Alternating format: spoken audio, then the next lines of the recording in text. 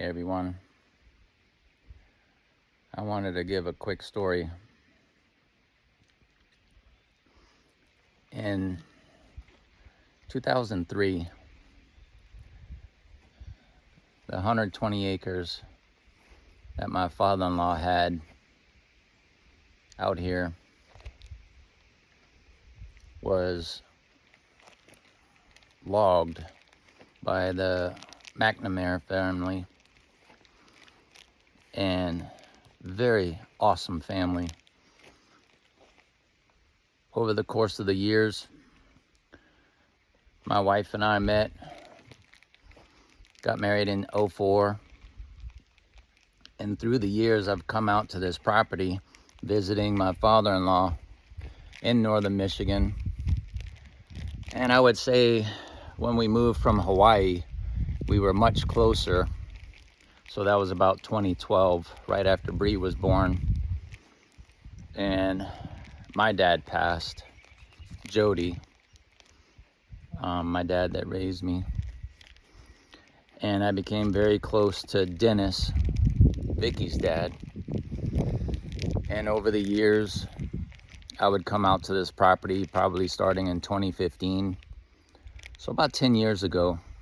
And I would come out to this property and I would see how passionate he was about this piece of property. And he was a huge historian. Dennis loved telling stories about where things come from and where people came from, stuff like that. Well, we would come out here and spend that time together, and I would just listen to stories, and I would help him move trees or stack wood, because that's what they use the property for, to hunt or to harvest wood so they can provide heat throughout the winter for their home. With 120 acres, you could do quite a bit of that, and it's sustainable. So it hasn't been logged since 2002, 2003, I think. 2003, the pictures I have of this sauna building, all this was being cleared, clear cut, select cut, and there was bulldozer paths and stuff like that. So from a picture, that's what I have to go off of. But anyway, in 2020, Dennis passed away. In September 20th of 2020. And that was a huge loss for us. But he gave my wife and I this piece of property. And I have been bound and determined to maintain it and to make something of it. And during that time that I knew Dennis, I was retired from the Navy. I had my detailing shop, and he encouraged me to go to trade school to get certifications and formal training on building, frame building, complete home building, HVAC and wiring. So I did just that. In 2021, in January of 2021, I enrolled in school at Okaloosa Technical College, and I was in Mr. Preston, Royal Preston's advanced building class, and we built two 700 something square foot tiny houses from scratch, frame up, HVAC, wiring, the finish work,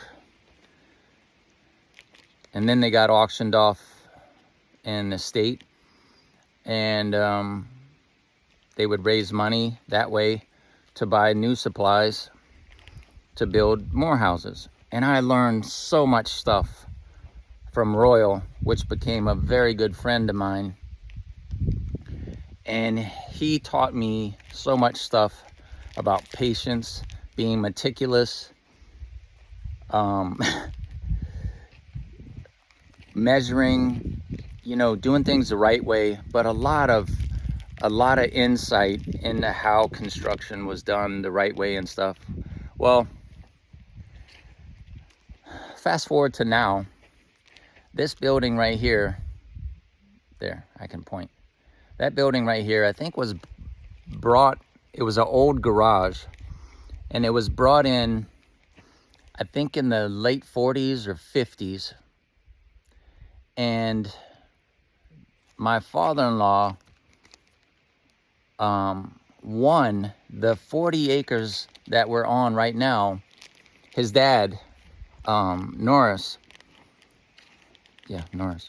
his dad won 40 acres in the local sportsman's club, hunting club. And so when they won the land, they went in town and they found someone getting rid of a garage. It was a 12 by 17 garage, and it's 2 foot on center. It has rafters butted up against each other, no collar ties, and no ridge pole. There's no bottom plate for conventional framing, and there's just I think there's a single top plate. And over the years, we became very attached to that building because it's our lasting memories of sitting down, having conversations with Dennis and stuff like that. But as my health deteriorated, and my reality is, you know, with myeloma cancer, and then I had colorectal cancer, and I broke my back.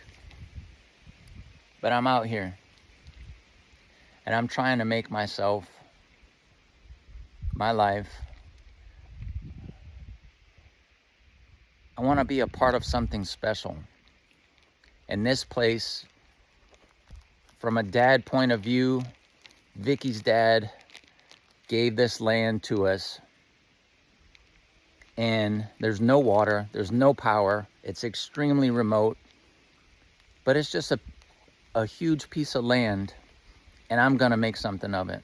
My wife and I are gonna make something of it. I love my wife dearly, and I know that she appreciates all my hard work and stuff. And my daughter's future, she can come out here with her family or with us as we're raising her, and just build lasting memories on this piece of property. Anyway, this building has to come down. It has a lot of black mold in it, and structurally, I started tearing down the sheetrock, and the interior wall cavities were just completely packed with mice stuff, mice houses, you know. Any kind of fabric they got from old mattresses and magazines and whatever else inside the camp, they just made these huge condos in. And I never could figure out the smell, but Dennis lost his sense of smell a long time ago from some medical procedure or something like that, and he never really could smell. So he couldn't smell the mice stuff and the mold and the funkiness or whatever. It was just, it's an old camp, and that dude was tough. I mean, he's the definition of UP. You come up here, you survive, and you're tough. So anyway, this building, we're gonna tear down, but in a way that we can salvage the rafters, which are phenomenal, great, dense wood, and some of the wall studs, if possible. And I'm gonna build another shed with it, another utility shed with it, because it's over 100 years old, from what I was told.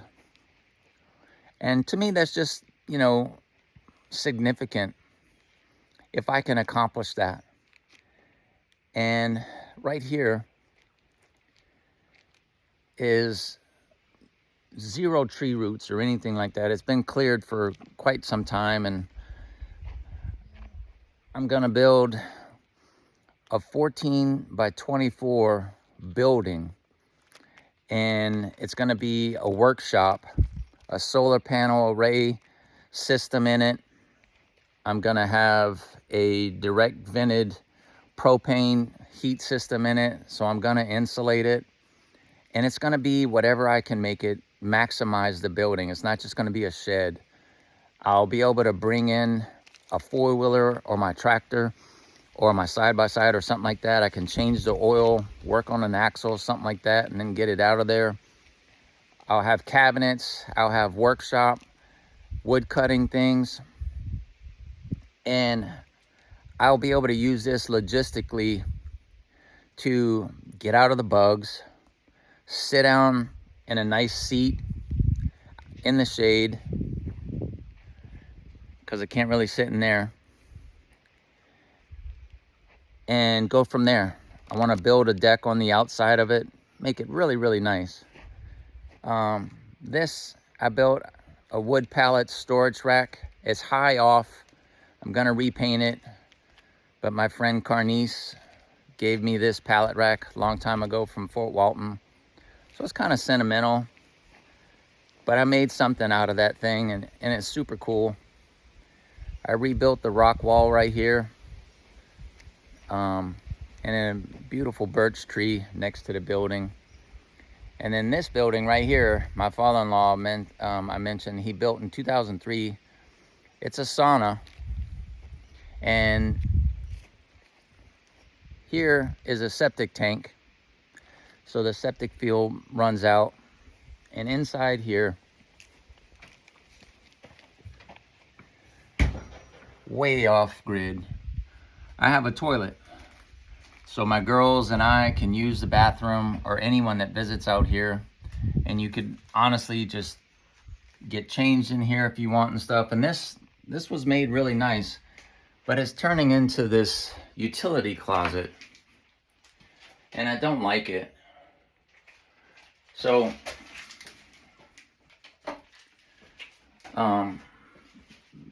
these lights run off of that 12-volt battery.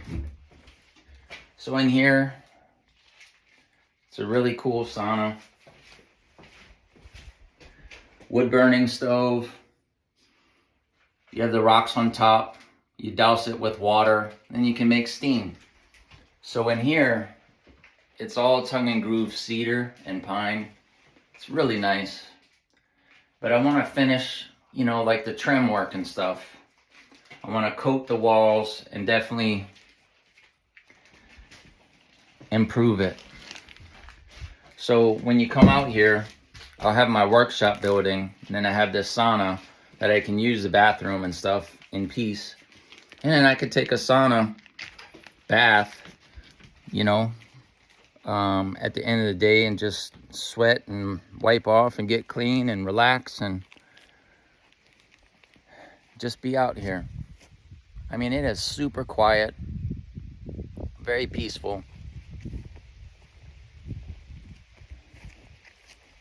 But that's where I'm going with this thing. I got to a good point in my life that I'm healthy enough that I just take my time, and I'm gonna build this huge gravel pad. It's gonna be level, and the building will be on top of that. And it's gonna have ample drainage for moisture mitigation on the wood building. And it's nice and level. And here I'll dig a French drain and then put a rock wall. So all the water coming down will come here and then proceed out around it to help it survive. I mean, I'm really making this thing so 50 years, this thing is gonna still be standing. And then where this is at, there's a good concrete foundation here. We're gonna take everything off, but keep the concrete foundation, remake a bigger concrete foundation, and then build a 20 by 22 cabin that has a separated guest bedroom, running water, hopefully, and a small kitchen, a stove, and the entrance will be right here on the gable end, and we're gonna build a deck with a porch, enclosed porch. That's what I want to do, and I'm gonna do it. It just takes time.